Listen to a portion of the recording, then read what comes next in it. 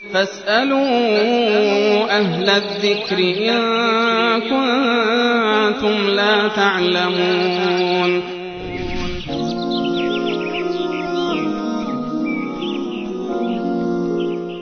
و ما بیننده‌ای در رابطه 2341 در رابطه با انگشتر برای مرد پرسیدن که اگر مردی انگشتر بپوشه و از جنس طلا نباشه چه حکمی داره؟ اشکالی نداره اگر واقعا مردی انگشتری که میپوشه از جنس طلا نباشه، که طلا و نقره برای مرد به اصطلاح حرام هست، که طلا به صورت کلی حرام هست و نقره رو هم یک معیار خاصی رو و مقدار خاصی رو علما تعیین کردند که بیشتر از اون نباشه، زیاد نباشه، این در حد یک انگشتر معمولی باشه. فقها این اجازه رو دادن.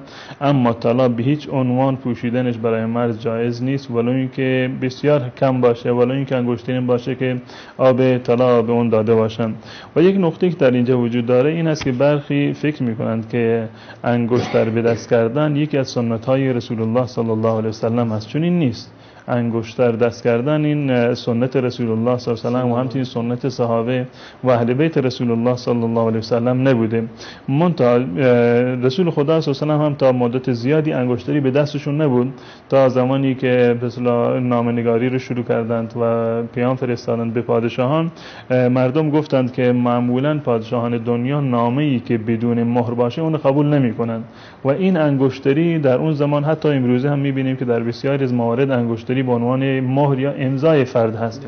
به این خاطر رسول الله صلی الله علیه و انگشتری رو به دست کردن و همچنین خلفایی که بعد از ایشون بودن همون مهرشون بود که به اصطلاح به عنوان انگشتری و دستشون بود.